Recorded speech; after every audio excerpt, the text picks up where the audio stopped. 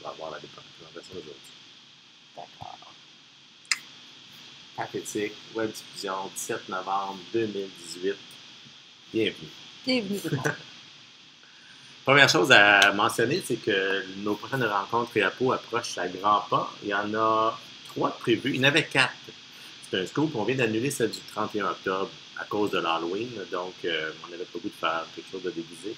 Le 31 octobre est annulé. Il y a 4 personnes inscrites. On a communiqué avec eux. Sinon, il y en a 3 autres là, qui sont ouvertes. Il y a le 7 et 8 novembre et le 14 novembre qui sont possibles de vous inscrire.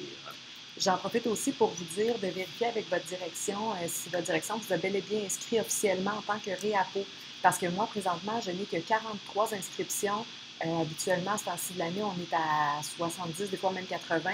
Donc là, à 43 inscriptions, et il y a presque 60 personnes inscrites aux rencontres réapo. Donc, si vous voulez qu'on défraie vos libérations, c'est important de vérifier avec votre direction si vous êtes bel et bien inscrite. Si vous êtes dans le doute, écrivez-moi et je vais vous confirmer le tout. En fait, ce qu'on peut faire aussi, c'est que je peux aller voir qui est inscrit. Et c'est parce que ça ne me tente pas de mettre de la pression aux directions, mais je pourrais aller voir qui est inscrit puis l'envoyer à la liste des réapos.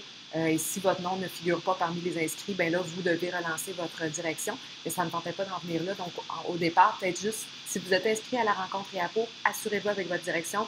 Est-ce que la direction a bien et bien fait une inscription en ligne pour se joindre? Pour plutôt vous joindre. Oui, j'ai quelqu'un Maxime qui se joint à nous. Donc, bonjour Maxime.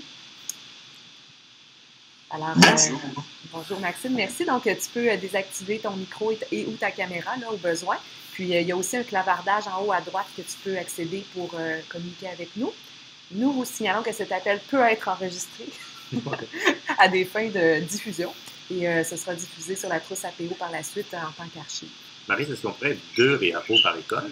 Absolument, Patrick. Vous pouvez, pour la rencontre, on parlait de la rencontre de réapo qui aura lieu les 7, 8 et 14 novembre.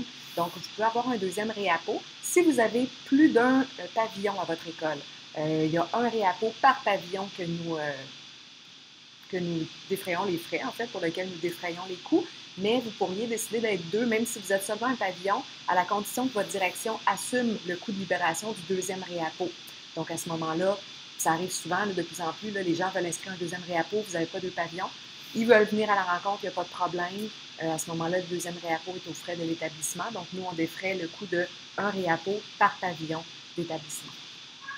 On a-tu d'autres des faciles de même, Patrick? C'est tout. Deuxième point à l'ordre du jour, Maryse. Oui.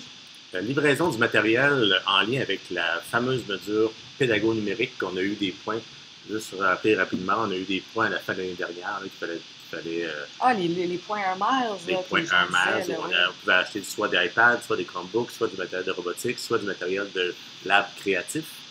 Donc, ça commence à être envoyé dans les écoles, lentement. Je vous explique le processus. C'est que là, les écoles qui ont juste commandé des iPads, les commandes sont prêtes, ils s'en vont dans les écoles. Donc, il y a déjà des écoles qui m'ont appelé comme quoi ils avaient déjà reçu des iPads. Bonne nouvelle. Les écoles ça veut dire qu'ils peuvent commencer à les configurer avec n'importe quel compte iTunes. Deuxième faire. Que faire quand on les reçoit? OK. Il va y avoir, pour tout le matériel, dans le fond, iPad, Chromebook aussi. Donc, on va parler des iPads. Des iPads, quand vous les recevez dans votre école, il y a un papier, c'est écrit « Communiquer avec Patrick Fleury ». Parce que c'est très important de ne pas les ouvrir, de rentrer nos identifiants à peau personnels dedans, puis de toute façon, quand on va les recevoir, on va les effacer au complet pour pouvoir les configurer avec Zuludesk. Donc, quand vous recevez vos iPads, comme qu'avec moi, on s'organise une petite rencontre pour une formation avec comment fonctionne Zuludesk et ça va pouvoir démarrer assez rapidement quand même. Les écoles qui ont commandé des iPads et des Chromebooks, eux autres sont dans un deuxième temps. Ce ne sera pas nécessairement long, ça non plus. On prévoit, juste pour tout le matériel, là, le service informatique prévoit décembre, mi-décembre, dans ce coin-là, pour que tout le matériel soit déjà dans les écoles. Et quand les personnes reçoivent des Chromebooks, Marie, qu'est-ce qu'on fait? Alors, quand vous recevez les Chromebooks, en fait, il va y avoir un message sur la boîte ou sur les Chromebooks. Ça va être un hyperlien vers une petite capsule vraiment succincte de c'est quoi un Chromebook, puis quand je l'ouvre, comment je fais pour me connecter. Parce que vous avez 2 modes de connexion Chromebook. Il y a le mode invité, qui ne nécessite bien sûr aucun identifiant, et il y a le mode dans le fond, identifié. Et le mode identifié, on s'y connecte avec le même nom d'utilisateur et mot de passe que celui de la commission scolaire. C'est juste que ça correspond à votre compte Google. Donc, les Chromebooks, c'est comme un gros navigateur Chrome qu'on ouvre, là, vraiment l'ordinateur, c'est comme ça. Et puis, excusez, j'accepte là, Isabelle B qui se joint à nous. Donc, j'ai une question justement. Ici, je sais pas, oui, j'ai eu l'accès au clavardage. Donc, merci Patrick. Isabelle B me dit, si nous avons reçu des iPads avec notre budget école, doit-on communiquer avec vous aussi? Même chose. Si vous avez déjà eu une formation pour comment fonctionne Zuludesk, ça va être super facile. Vous avez juste associé vos nouveaux iPads. Ils sont déjà dans Zuludesk à un groupe qu'on a fait en formation et ça va se faire tout seul. C'est comme la magie. C'est ça. Si vous êtes avec Apple Configurator ou bien vous n'avez pas du tout d'iPad dans votre école, bien là, vous êtes mieux de communiquer avec moi parce qu'on va donner une formation sur Zuludesk. Donc, sur Chromebook, je reprends, donc vous entrez avec votre identifiant Google, qui est le même que celui de la CS, donc même nom d'utilisateur et même mot de passe. Même chose pour les élèves qui se connecteraient. Ça fait en sorte que leur session est unique et que tout ce qu'ils font s'auto-enregistre pratiquement automatiquement. Là. Donc, c'est bien intéressant. Il va y avoir des formations d'offertes aussi sur Chromebook cette année. Par contre, c'est pas prêt tout de suite parce que, bon, on les reçoit, hein, c'est nouveau à la CS, mais ça ne vous empêche pas de les utiliser comme tout autre portable. Et le Chromebook, c'est à mi-chemin entre, je dirais, un iPad et un portable, Patrick, parce que ça permet de faire quand même le multimédia et tout ça, mais c'est très mobile comme appareil. Et j'ai bien hâte que vous les utilisiez en classe. Donc, je rappelle que le Chromebook, il n'y a pas possibilité d'impression pour l'instant avec un Chromebook. Donc, si un élève doit faire un travail et qu'il doit l'imprimer à la fin, soit il vous l'envoie par courriel ou peu importe la méthode ou par OneDrive ou peu importe, ou soit il s'arrange pour prendre un PC ou un Mac à ce moment-là pour faire son travail parce que le Chromebook n'imprimera pas. Il ne sera pas lié au système d'impression de la CS dans un court ou moyen terme. Ça demandait quelque chose une mise en place très, très complexe là, pour faire l'impression à partir d'un Chromebook. Donc, un Chromebook va être utile pour faire du travail en ligne, pour faire de la recherche sur le web, pour utiliser plein d'applications aussi qui font un peu multimédia. On peut prendre des photos, on peut s'enregistrer, on peut faire plein de choses. Et ça s'en vient là, sous peu. Qu'est-ce qu'on peut faire avec un Chromebook sans avoir la formation complète? Vous allez pouvoir découvrir ça sur l'hyperlien là, qui va venir avec votre Chromebook dans le fond, qui est une mini auto-formation Chromebook vraiment de base. L'autre point, c'est la robotique. Donc, tout le matériel de robotique qui a été commandé. En passant, les iPads, il y en a quand même 1400 avec cette ressource-là qui ont été commandées. Les Chromebooks, est-ce que tu le sais, Marie? 900 Chromebooks. Et la robotique, il y a quand même beaucoup de matériel verré qu'on a déjà reçu, puis là, ils sont en train de faire des boîtes. Et c'est justement, si votre école a commandé des iPads, des Chromebooks et de la robotique, dans un troisième temps, c'est ces commandes-là qui vont être livrées dans votre école. Vous allez tout recevoir en même temps. Ce ne sera pas en pièces détachées. Que tout en même temps, vous allez recevoir vos commandes. Et donc, est-ce qu'il va y avoir des formations, Marie, en lien avec ça? Alors, Patrick, ce n'est pas une question à l'ordre du jour, mais je vais y répondre.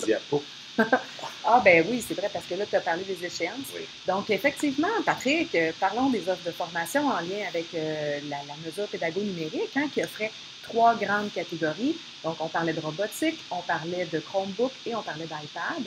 En fait, ce ne sera pas 5 jours de formation pour tout le monde, inquiétez-vous pas.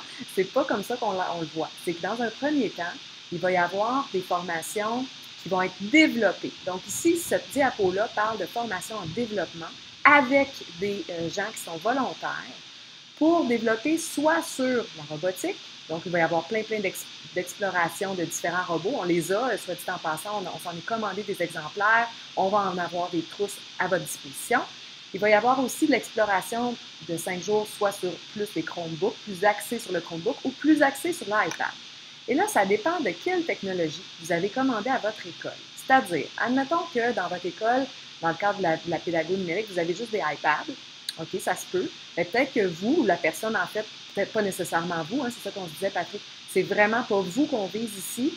Ça peut être vous, mais ça peut être n'importe qui d'autre dans l'école qui a la volonté de se former davantage sur les iPads, va pouvoir s'inscrire à un 5 jours de formation. Et ça, ce 5 jours-là, ce ne sera pas consécutif, là, les journées. Il va y avoir une journée d'exploration, le jour 1, où on va explorer à peu près chacune des technologies. Et on va vous initier à la robotique également parce que c'est important dans le cadre de ce plan d'action-là de savoir c'est quoi la robotique et même si vous n'en avez pas commandé, à tout le moins d'être en mesure de pouvoir répondre à quelques questions, juste savoir si c'est intéressant, à quoi ça pourrait se lier à votre école, etc. C'est surtout que c'est un projet, c'est un plan sur 5 ans, et puis là, il va y avoir peut-être, on dit bien peut-être. Oui, avec le nouveau gouvernement. Pas de jugement, Marie. Non. On va avoir sur 5 ans, donc il peut peut-être avoir d'autres matériels achetés. Fait qu'avec cette formation-là d'exploration, vous allez déjà avoir l'œil sur du matériel qui vous intéresse. La journée 2 va être davantage de consolidation pour votre appareil à vous, principalement, parce que là, on va vraiment aller plus en profondeur sur c'est quoi le type d'appareil que vous avez eu à votre école, puis on l'explore, les mains sur les touches et tout ça. Les jours 3 et 4, Patrick. Donc, ça va du développement. On va vraiment, avec ce groupe-là, ce qu'on veut, c'est vraiment de se créer une bonne base technique et pédagogique pour utiliser du matériel. Et puis, dans le jour 3 et 4, on va surtout axer ça sur le développement. Donc, on va faire des activités pédagogiques en lien avec des outils choisis qui vont être publiés sur la trousse APO qui va se promener. Et surtout, le jour 5, en fait, ça va être de la communication. Bonjour Clément, je vois que tu viens de te joindre à l'appel, donc bienvenue parmi nous. Le jour 5, donc, va être axé sur la communication, c'est-à-dire les gens vont se rencontrer de nouveau pour se faire part des différents projets qu'ils ont développés, des projets pédagogiques en lien avec la technologie qu'ils ont choisi d'explorer plus en profondeur. Ces 5 journées-là de formation vont nous permettre de faire quelque chose de très précieux. Donc, nous, on va avoir plein de groupes, là, des petits groupes de 5 jours de formation sur les différentes technologies. Vous vous imaginez bien que les gens qui ont choisi la robotique vont être regroupés entre eux. Les gens, vous pouvez aller sur la deuxième diapo, Marie. Deuxième diapo, ben oui, pour dire en fait que ces 5 journées-là, de formation de départ qu'on va utiliser pour développer, ce sont des journées plus de développement, de formation, on pourrait le voir comme ça va déboucher sur 8 offres de formation différentes. Et là, ce sont des formations pour tout le monde dans les écoles qui vont vouloir y adhérer, les suivre. Patrick, en robotique, il va y avoir 4 formations différentes. Il y a 4, ça dépendant de ce que vous voulez axer dans votre école. Si vous voulez aller vers le préscolaire, la robotique, donc tout ce qui est avec les abeilles Bee-Bot, avec les Dash aussi, on a toute une liste de matériel. Vous pouvez choisir préscolaire, premier cycle. Le deuxième cycle primaire, si vous voulez pousser là-dedans, troisième cycle primaire et le secondaire au complet. Tout dépendant des personnes au secondaire, on va peut-être faire secondaire, premier cycle et deuxième cycle. Ça dépend du nombre d'inscriptions. Pour les iPads, c'est la même chose. Si vous voulez aller plus loin dans comment exploiter dans vos classes l'iPad, il va y avoir une formation pour les débutants et ceux qui ont déjà avancé avec les iPads pour encore aller plus loin. Ça va être 2 formations différentes pour les iPads. Même chose pour les Chromebooks, débutants et aussi avancés. Donc, ces formations-là, vous comprendrez qu'il va y avoir à l'intérieur de ces formations-là présentation des outils pédagogiques que vous aurez développés ou que des gens de votre établissement auront développés au cours des 5 jours en fait, on dit de formation, mais on pourrait changer vraiment pour le développement. C'est formation aussi. C'est vrai que c'est formation aussi, tout à fait. Mais dans un premier temps, ça ici, c'est entièrement payé, bien sûr, par la commission scolaire. Donc, les gens qui auront le goût de se joindre à nous, que vous soyez réapo ou pas. C'est une personne par école. Une personne par école, bien sûr. Donc, on appelle ça des piliers qui vont avoir, on va former une personne par école aux frais du service éducatif sur une de ces formations-là. Mais mettons que dans votre école, vous avez acheté beaucoup de robots, puis vous avez acheté aussi des Chromebooks, puis vous vous dites, vous êtes déchiré, parce que là, vous vous dites, dans mon école, j'ai besoin de gens qui savent c'est quoi les Chromebooks, puis j'ai besoin de gens qui connaissent aussi la robotique. Qu'est-ce qu'on fait, Patrick? Vous pouvez, aux frais de l'école, et il y a plein de mesures cette année, là, aux frais de l'école, vous pouvez envoyer une autre pilier à une autre offre de formation, comme ça vous allez pouvoir être plusieurs personnes de votre école à être formées pour cette pédagogie. D'accord. Alors, vous avez aussi donc des sous dans votre école pour libérer les gens exprès pour se joindre aussi à d'autres groupes de développement, soit sur la robotique, soit sur Chromebook, soit sur iPad. Est-ce qu'il y a des questions par rapport à ça? Hey, on reprend notre souffle, là, puis juste à droite, pour ceux qui viennent de joindre à nous, à droite de votre écran, vous devriez voir le mot clavardage apparaître, puis vous pouvez poser vos questions là au fur et à mesure. Nous, on les voit apparaître, puis on peut y répondre. Donc, moi, je ne vois pas d'autres clavardages pour l'instant. Mais n'hésitez pas, s'il y a quoi que ce soit, là, vous nous l'envoyez comme question. Vous pouvez aussi activer votre micro, tout simplement, pour prendre la parole. Ça va nous faire plaisir. Vous pouvez nous interrompre à tout moment. Il n'y a aucun problème. On est là pour vous autres. Soit dit en passant, vous allez avoir plus de détails sur ça en rencontre Réapo, donc les 7, 8 ou 14 novembre prochains. Et c'est là, on va aussi présenter ça à vos directions, etc. Donc, les détails s'en viennent. Tout ce qu'on dit aujourd'hui, là, c'est comme une introduction à ce qu'on va pouvoir plus à fond pendant l'ingénierie. Parfait. Lancement du projet Identité à l'ère du numérique, vous l'avez probablement vu passer par courriel. Le 22 octobre, lundi prochain, on rencontre plein de gens, dont plusieurs d'entre vous qui êtes inscrits. Je crois qu'on est à 24 réapos déjà d'inscrits pour le projet. Donc, je réitère notre offre. Dans le fond, l'ACS a pu vous libérer une demi-journée, les réapos qui le souhaitent se joindre à nous. C'est de 10h30 à midi, mais bien sûr, vous verrez avec votre direction. Moi, je libère pour la demi-journée au complet. Là. Il y a des gens, moi, qui me disent, ben nous, notre dîner finit à 1h30, ben, c'est parfait. Vous le gérez comme vous voulez, mais vous avez une demi-journée de libération. Et puis, on va faire un beau lancement ici à la salle des commissaires. Il est toujours temps de s'inscrire. Donc, le projet, on vous l'a déjà présenté. Vous pouvez retourner voir votre courriel, mais en gros, c'est un projet d'un site web clé en main pour les enseignants, pour guider leurs élèves vers le développement d'une identité positive à l'ère du numérique. Donc, le lien pour s'inscrire, c'est le bit.ly réapo, pas d'accent, identité, pas d'accent, bien sûr, identité. Alors, si jamais vous n'êtes pas encore inscrit, puis le projet vous tente, vous pouvez vous inscrire. Donc, ça va nous faire plaisir de vous y rencontrer, de vous y revoir. Une fois lancé, Marie, il va y avoir une suite à ça. Ah, mais oui, mais Patrick, tu veux donner tous les scopes aujourd'hui? C'est écrit dans mon ordre. C'est tellement cartésien. On va suivre l'ordre du jour de Patrick. Alors, oui, Patrick, il va y avoir une suite à ça, puisque le lancement de projet, c'est le début de l'utilisation du site web dans les écoles. Et nous, pour s'assurer que ça rayonne, on a décidé quelque chose d'extraordinaire. Avec nos patrons? Oui, avec nos patrons, bien sûr, parce qu'on a des bons patrons. Hein. Je dois dire que la CSDL, on est bien appuyé du côté des services éducatifs. On n'est pas à plaindre. Beaucoup de collaboration de tous les services ici à l'ACS. Et puis, on est dans une ère qui fourmille. Là. Et puis, pour faire vivre ça, on s'est dit que ce serait bien qu'il y ait une personne par école, volontaire, réapo ou pas, qui puisse venir à une journée complète où on explique le projet, où on le vit vraiment avec vous et dans l'esprit de se mettre, d'être dans le fond, dans le bon,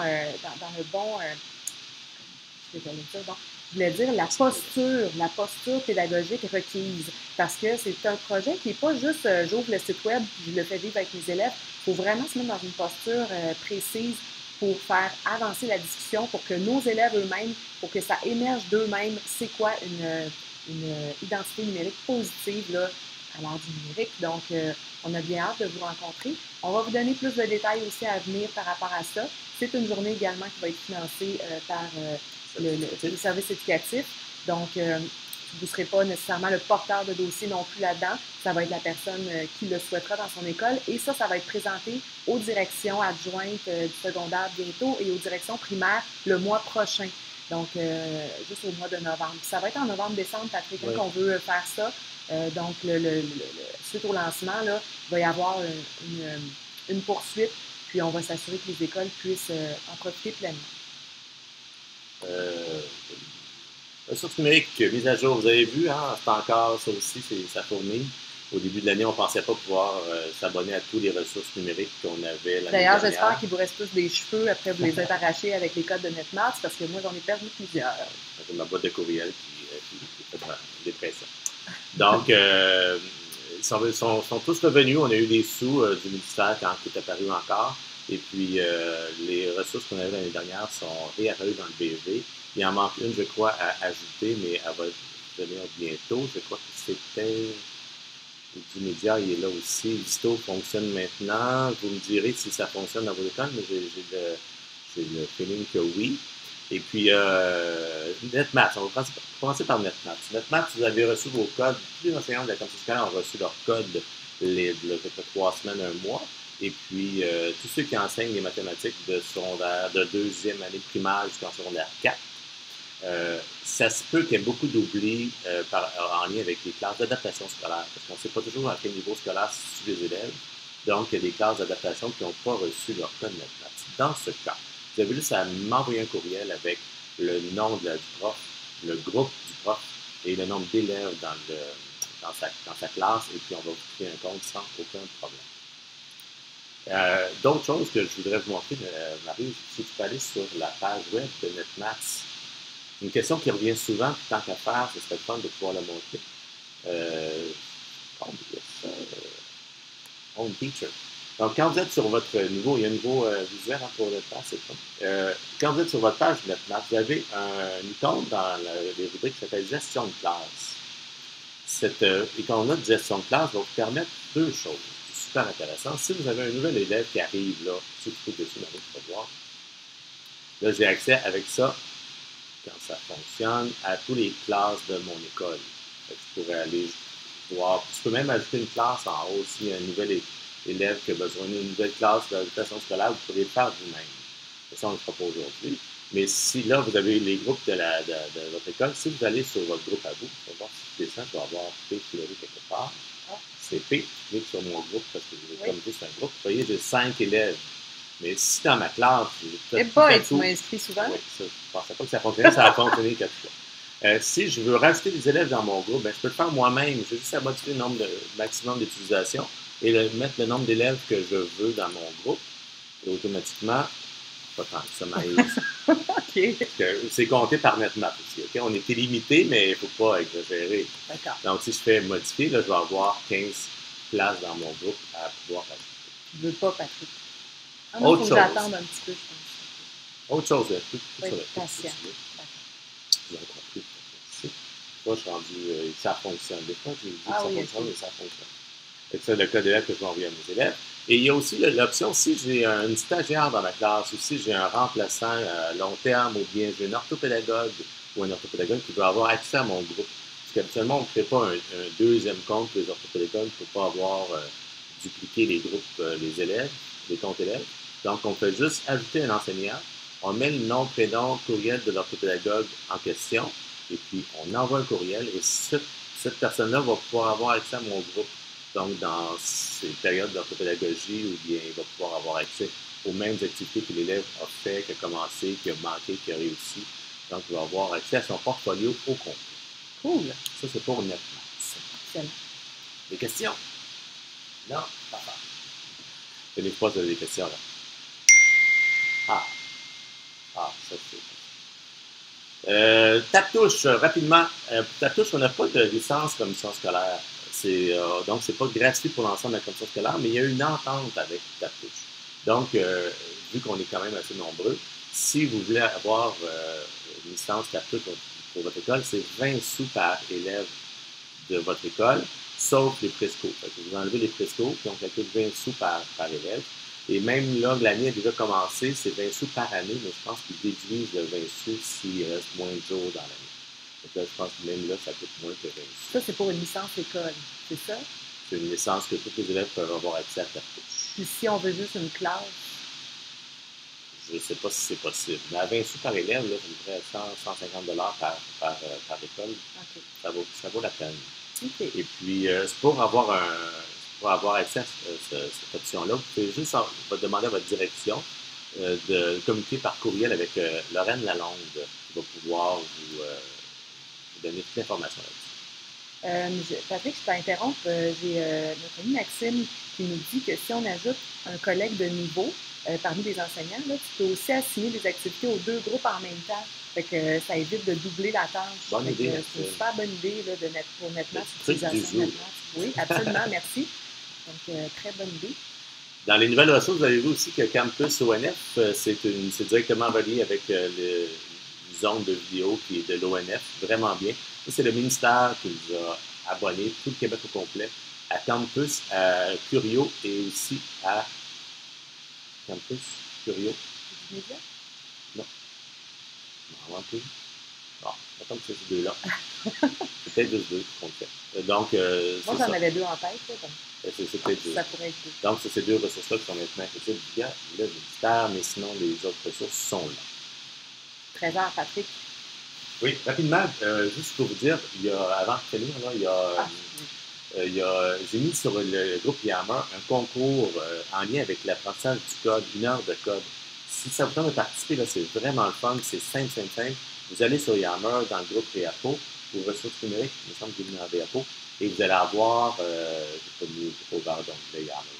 Oh, c'est pas grave. Et puis là, en cliquant sur cet icône-là, vous pouvez juste inscrire votre classe au concours et ça vous engage seulement à dire que vous avez fait 1 heure de programmation avec vos élèves sur les sites que vous allez trouver sur Atlas.APO. Ça peut être super la fun. Et puis, c'est ça. Donc, vous avez plein de robots à gagner. C'est un concours assez facile. Et puis, il ne demande pas grand-chose. Puis, on peut gagner beaucoup. Autre chose, Mon Dieu, c'est compliqué accéder à ton Yammer. c'est protégé. Donc, on peut protéger pour faire de hameçonnage. Oui, le fameux hameçonnage. Et donc, ça va être juste ici. C'est le concours qui est ici. On a une description. C'est en partenariat avec le réseau d'enseignement privé et puis les écoles publiques ici. Donc, tout le monde ensemble, pour une fois, et ce concours-là est à Oh boy! ça fait ça des fois, mais quand on l'ouvre avec notre navigateur, ça fonctionne. Ah, oui. Peut-être que ça fonctionne ailleurs, mais ça va pas sur l'autre. Okay. Et puis, il y a aussi un lien si vous voulez avoir des sites faciles avec vos élèves pour coder. Tout est là. Oui, dans notre sapin. Nathalie Beaujoie nous fait la référence que nous fait le commentaire que c'est sa première expérience de conférence en ligne qu'elle a bien aimé ça. Donc, merci Nathalie. C'est vraiment déjà tout là, maintenant pour vrai avec nous aujourd'hui, mais on est très ouvert à vos questions, vos commentaires si vous en avez. Vous pouvez prendre le micro, là, prenez le crachoir, allumez votre caméra. Nous, on va retourner à la caméra, oui, effectivement. C'est sûr.